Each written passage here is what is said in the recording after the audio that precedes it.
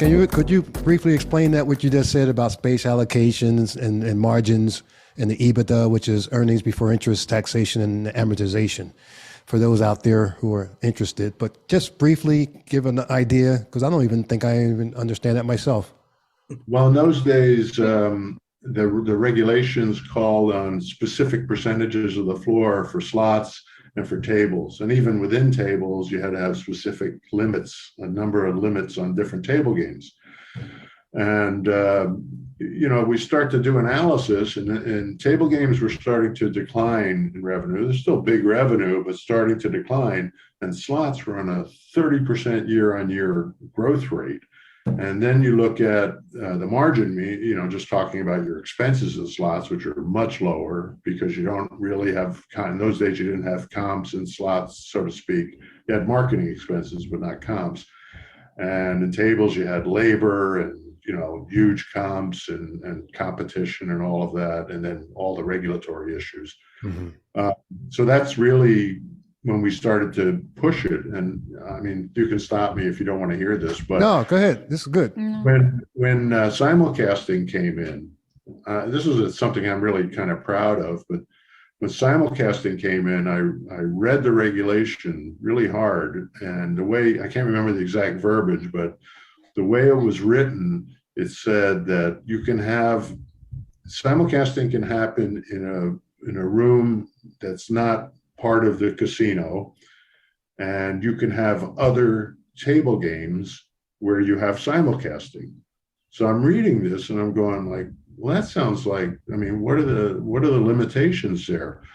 And I was at a meeting with the commission, and I said, well, what's the limitation there? I mean, if I put simulcast in a warehouse, can I put 500 table games there? And they said, you can do whatever you want. I mean, that's what the regulation says. So if you recall the ballroom that was across from the casino. Yeah. It was where the poker room was. We turned it into a poker room. Yeah, well, we took the ballroom out. We put a 1,000 square foot simulcast booth there, really, and filled up the place with not slots so much, but table games.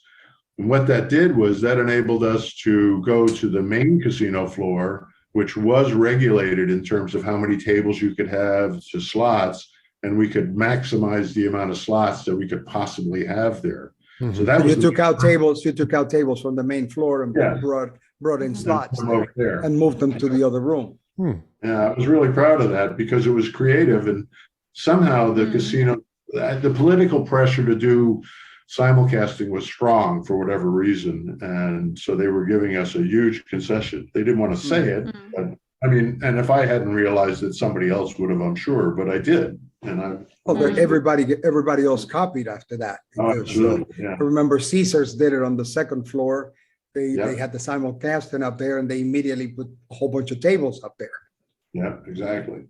Mm-hmm. Yeah, it was interesting playing with the regulations back then. So what's your hybrid, or what do you do now to satisfy that drive or that inkling to be innovative now? I try to do it with music. Mm-hmm. I mean, I really, as you know, Bruce, I'm getting into my music, and that's a good. I mean, music can be pretty complicated in terms of chord structures and those sorts of things. I'm getting pretty deep into it, and that's what I enjoy. I mean, this is great, and that was fine. Huge improvement I remember from back in the day that we sat in one time. We did like some kind of benefit in Summers Point. You had a big baritone sax. But remember, I hadn't played for 20 years at that point. But remember, I had the two clubs in Atlantic City, the Yacht Club and the Blue Light. You were one of my biggest supporters, there. But I remember at the Yacht Club was it's the inlet, and it has a bad, people think of the inlet at this it's the ghetto, it's crazy, you're gonna get mugged, you're gonna get shot, stabbed. I said, and it was the Yacht Club, it was right on the waterfront, overlooking the inlet area across, so you could see Trump's castle. And my house was a couple blocks away. And I said, no, Howard, just come on down. No, he says, I said, and Kel played the piano. I remember Kel Hazel played the piano. I said, Howard, come on down, man, and you're going to be cool. It's going to be okay. I said, listen, I got a spot it's called the Yacht Club. Come on down. You can play some jazz, play, improvisation. So I had a lot of musicians that were excellent musicians from all these different groups. Pieces of a Dream, which was a big jazz group, and Grover Washington's musicians.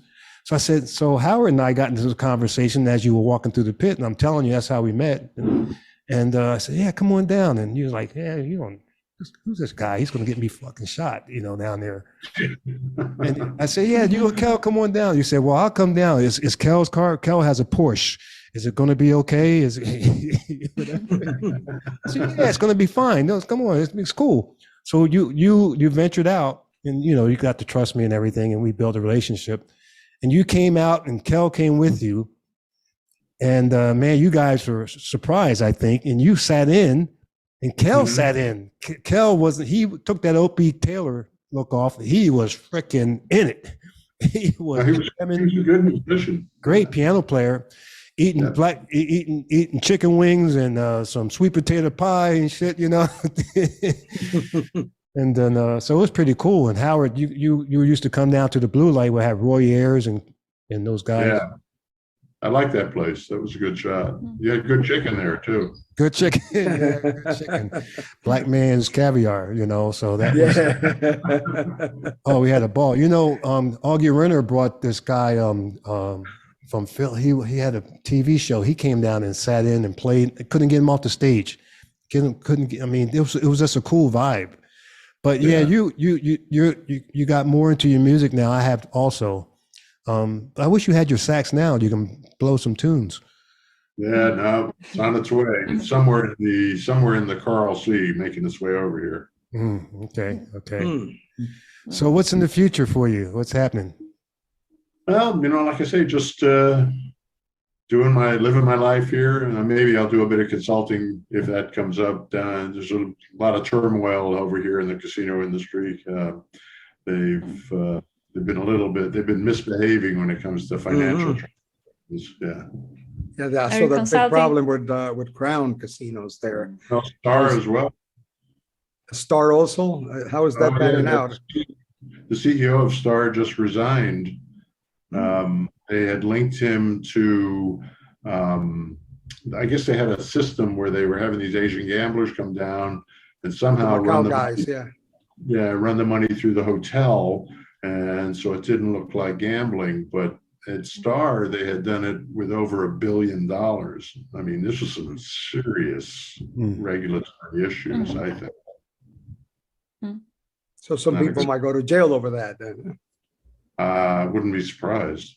You remember how difficult it was in Atlantic City, how they used to make such a big deal out of it. If you thought you were going to run $1 billion without reporting it, it'd be a little trouble. Well, when we were in Atlantic City at the beginning, the $10,000 regulation didn't come in until May 1st of '85. So at that time, remember Jack Cash and those guys, they used to come in with bags of money and throw them onto the tables, all the bookies from New York that Charlie Morrison used to bring in. It was unbelievable. It was amazing. I remember one time that they had that guy, I think his name was Anthony Castelbono, that came in with Tony like Cates. $5 or $6 million. They wheeled him through the casino floor in a bellman's cart, and they brought all that money in suitcases, and they stopped the soft count from the night before so they could count that money. In the meantime, the guy was playing the baccarat, and I was dealing at the game. And come to find out, the guy played for like 3 days, and we never saw him after that. And then a few months later, he got pinched for money laundering. So that's one of the things that started all those regulations back in the day. I still remember. You remember Joe Pepe? I still don't know what his real name was. Yeah, but Joe Pepe. When the regulations first came, and we didn't know what to do with them, so we had taken a posture of, when our good customers would start to approach 10,000, we would go out and counsel them, and tell them that if they go to 10,000, we have to do this report, which we found out later was illegal. So at any rate, I got the job. Joe Pepe got close to 10,000, and everybody's looking at it. No, nobody wanted to talk to this guy at all. Mhm. And I got the job. They came to me and they said, "You got to talk to him." I said, "Okay." So I go out there, and he's a little guy, and I'm a big guy. And he's looking at me, right? And I'm going, "Joe, with all due respect, I mean, if you keep buying in, we're going to have to make a federal report and blah, blah, blah." Mhm. He's kind of looking at me. When I got done, he just turned around and left. And a little bit later, I'll never forget this, Steve Hyde walked over to me and he goes, Steve Hyde. I need you to stay 3 pits away from Joe Pepe. And I said, "There's only 7 pits here. So, I mean, what do I just go out to Atlantic Avenue and wait out there?" He said, "You know what? Why don't you take a few days off?" Oh, wow. Yeah. So I come home. Here's the better part. I go home and I'm watching the news. And, they had this big mafia bust up in New York, where they handcuffed the guys and they're walking them down the steps of their building. And the first guy coming down is a guy I'd seen in the casino. I didn't know who he was. And Fat Tony Salerno. Fat Tony Salerno. Yeah, Fat Tony Salerno. He's like the head of the Genovese family or one of those families. One of the families in New York, yeah. Right behind him, handcuffed, is Joe Pepe. Joe Pepe. I'm giving this guy counseling on cash transactions. How many bullets would this guy take? You're right. No. Back in those days, we had all those guys. All those guys. I remember I was raiding one time this guy. I didn't know who he was, and somebody comes behind me and says, "Make sure everything is good. Don't bother him." And I said, who is he? He said, "Oh, this is Mr. So-and-so." I said, No, that's Joe Gambino. That's the name we raid him under. He says, and I knew the Gambino name. Right. And I figure, this is not, I knew it wasn't the Joe Gambino. It happened to be his grandson, but he was one of the family guys. And like him, we had a ton of them. The Gambino brothers used to play at Caesars, and I remember a real famous story from there. They were playing blackjack one time, and they got upset about something, and the floorman came over to talk to them, and they just started slapping the crap out of the floorman. And the commission was standing there. Everybody's standing there. They all knew who they were, and they were going like, "I gotta go. It's time for a break." Well, remember when Jack Cash started beating the hell out of a Chinese guy because across the craps table, because the guy was betting $5, and every time they gave him the dice, he would just start making little bets here and there. Jack had a ton of money on the table, so the guy gets pissed, goes around the table, and starts beating the hell out of this guy with big Lenny. Lenny Mastro, yeah. Lenny Mastro, yeah. Lenny was his bodyguard. So Lenny sees this guy who was like, Jack was a big guy. He was skinny guy, like 140 pounds and maybe 5'5", 5'6". So Lenny gets over there just to give him a hand. And these guys were so popular. Remember when Jack Cash died, the craps dealers did a party at Grable. No, I didn't know that. Yeah, he died during surgery. And I remember Rocco Saparone. Rocco, I think he passed away recently also. Okay. Rocco tells me, "Miguel, there's a big party at Grable." Says, "Oh yeah, I'll be there." I didn't know what was happening. And everybody starts saying, we used to wear those black bands, on both sides, and they all came with him. Says, we're tonight we're celebrating Jack's acid, because that's how they hated this guy. This guy was strong. Wow. Sometimes he was mean. My favorite story was I can't remember who it was. I think it was a guy named Phil Argento. I don't know. He was a mob guy, but I don't know. Anyway, he was on the craps table, like next to the stick man, and on the other side of the stick man was this local yokel, and he's betting the don't. And he's just yelling at Phil. He's going, try that. And Phil's being very good, just keeping his head down. He doesn't know who the guy is. No. And then the yokel got kind of full of himself, right? and he goes behind the stick man like he's not gonna hit him or something, but he was gonna put his finger in his chest or something into Phil's chest. And I'm standing right there. I didn't see it until it happened, but it was like a column move. This guy came over. This guy was huge. And this guy comes over and gets between Phil and the other guy. And now the other guy's like this. He's looking up at this guy, and he's got his finger out like this. And then this guy just leans down and he goes, "Don't touch." Nice. I looked at the guy and said, "I think it's time to go." Very nicely. With a smile. It No, was funny. Steve never sweat the money. He never sweat the money. He used to say it. I mean, if you beat me, you beat me. They'll come back. Don't worry about it. Just, I want people to have fun. The first time, remember, they had a long roll at the Golden Nugget and probably was the same table. And he put those dice, he put them outside next to the Golden Nugget that we had, and says, these were the dice where players won $2 million the night with the date. So he turned it into a marketing tool. Yeah, it was just a different game, same pit. But he did think about the money, because I can tell you a story from Las Vegas. Yeah. After we sold Atlantic City, he recruited me to go back to Las Vegas with him. And I remember I was working at night one time, and a guy named Billy Parrish, who's a big Texas player, he came in, and somebody, before I even got there, had okayed for him to see the hold card. You know, like, yeah, sure. You want to see the whole card? Yeah. Okay, all right. So double exposure. I couldn't do anything about it. So anyway, he beats us on a really slow night, downtown Vegas, which they weren't doing much business in those days. He beats us for $500,000. And I get a call the next day from Steve.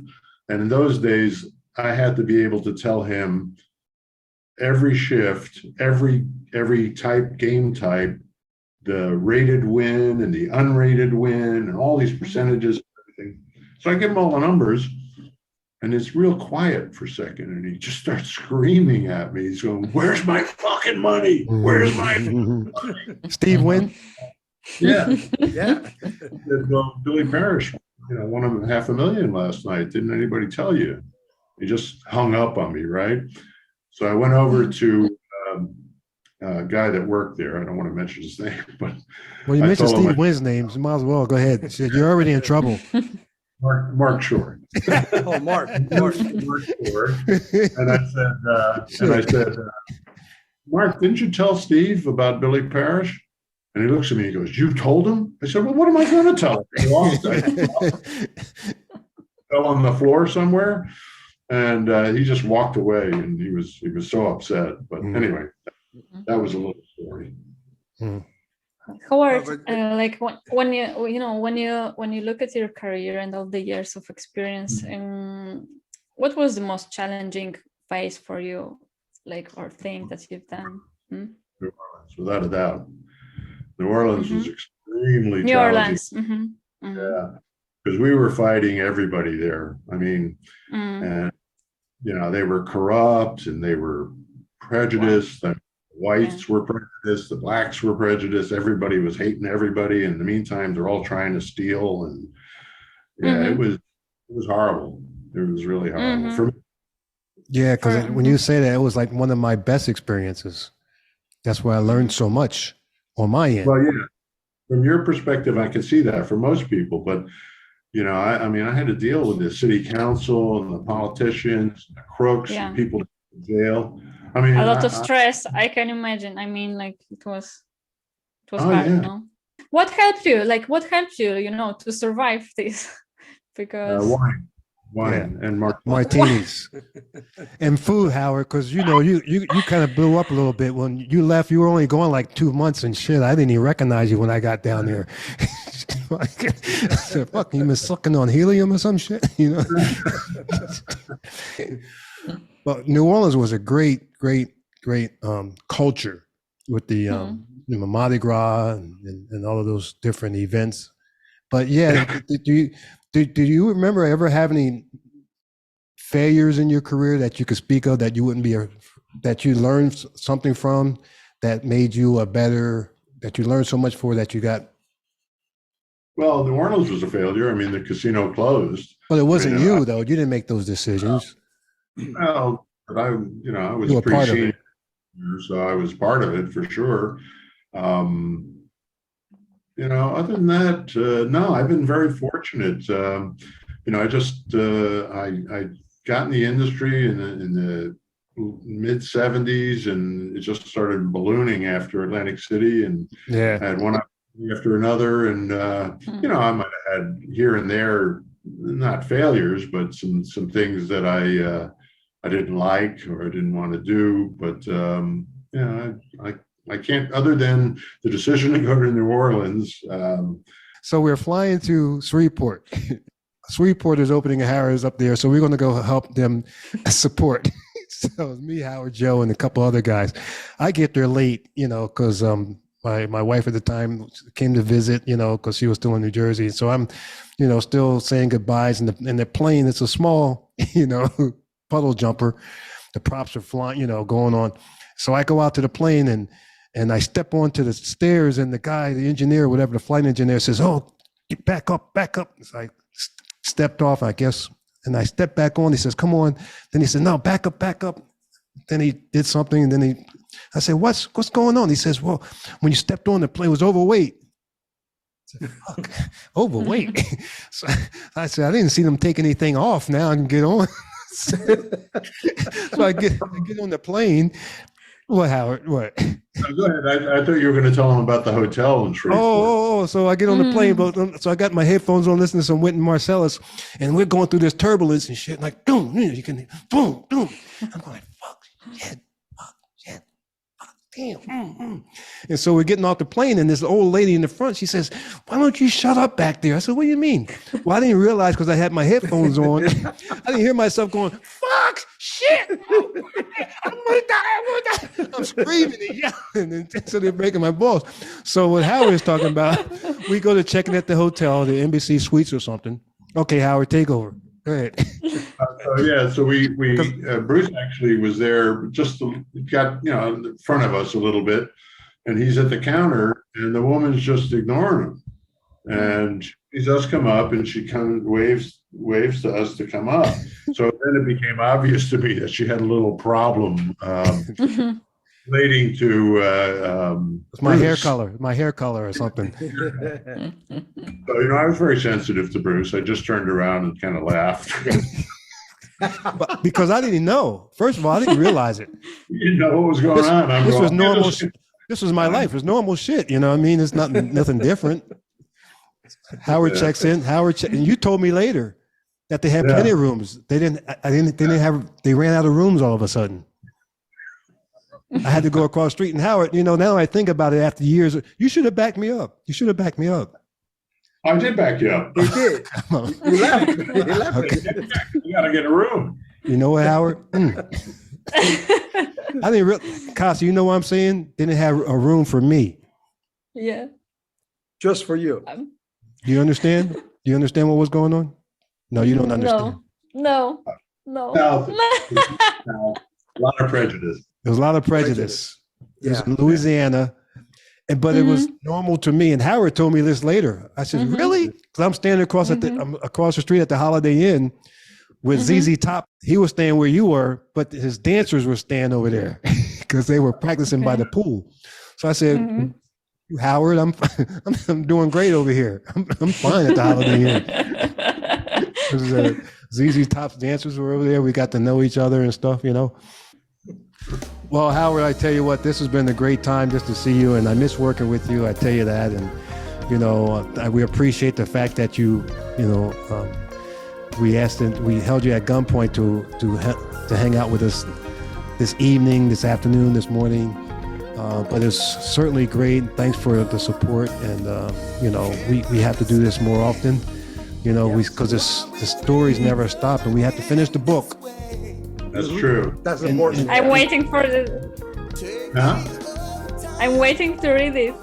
Uh, Well, Promise the date. Promise the date when you will finish it. If I can help in anything, you know, I could do like a couple of pages to help Yeah. you guys finish it. Yeah, Okay. Okay. yeah. Howard, what's the book? What's the book that you did an article, a couple? Oh, I got interviewed for, the book was called Tales from the Pit, and it was by University of Las Vegas gaming expert, a guy named David Schwartz. And he interviewed me and probably about, 10 other people. We each have a chapter talking about our experiences in early Vegas. It's pretty good little It's book. good stuff. Good stuff. Yeah. Yeah, once we, have it copywritten, I've never written like that before, and it's pretty interesting because you start remembering things, and they started coming up, and They just come out. they do. They are interesting. But Howard, thank you so much. I hope you enjoyed it as much as we did, and I hope Casa. We talk about this later. That Casa says, "Oh, I didn't get a chance to get in," but because she's listening, she gets listening. And because these are interesting stories and stuff, says, "Hey, come on, you're part of this." Yeah, jump in. Yeah. But Howard, it was great seeing you again. It was awesome for so many years to talk to you again, and thank you for taking the time to be with us. This short few minutes, as Bruce says, we got to do it again. So, one of these days, what we got to do is bring Howard back and bring all the ones that play something, like Howard, Jeff, Bruce, Joe. Let's do a jam session here, and do a it show would be about great. that. Oh, music. Get away a little bit from the casino talk and do something musical. Yeah, I'd be happy. I'll just tap on the table myself because I'm not that big. I'll play the cowbell. Okay. You always needs more cowbell. More cowbell. Yeah, but thank you for being with us. Thank you for being with us today. Thank you. Thank you so much. Thank you, Catherine. Howard Dreizter, ladies and gentlemen. Howard Dreizter. But it was great seeing him and talking to him again. And he treated me well when I worked at the Nugget. He was a pit boss. I was just a dealer. He was one of the best guys there. Everybody liked Howard. He was just like you saw him, easygoing. He didn't talk much, but it was a business guy. He knew the dice games like the best. And he was always in the dice pit. He was never out of there. And that's why he rose that way. Steve Wynn liked him. Everybody liked him. Went to Seminole Gaming. Has been in Australia. So he had a great career. And he still got a lot to offer. Yes, he I don't does. think he should be tired. Definitely. Yeah, exactly. Well, I was impressed by all the stories that he said, and especially New Orleans when I asked him, about the most challenging time for him, and he said this was the time, and I saw in his face that it was a tough time for him, and he said he answered that what helped him, that wine, but wine, but it's like he has such a strength inside, that was keeping him to continue, that I'm impressed. I'm really impressed. It's amazing. Yeah. Well, we hope everybody's enjoying this, but make sure you always feel free to go to our website, checksplay.com, giving us feedback that we value so very much, and we appreciate it. So from me, Bruce Harris, thank you very much. Let's do this. Thank Thank you. you. Let's do this. Or let's do finish it. this. Let's do it. No, be here with us again here. for our next episode when we're going to keep bringing more interesting guests to the show. Thank you for being with us. Thank you. Thank you. Thank you, Howard Dreizter. Take care. Take care.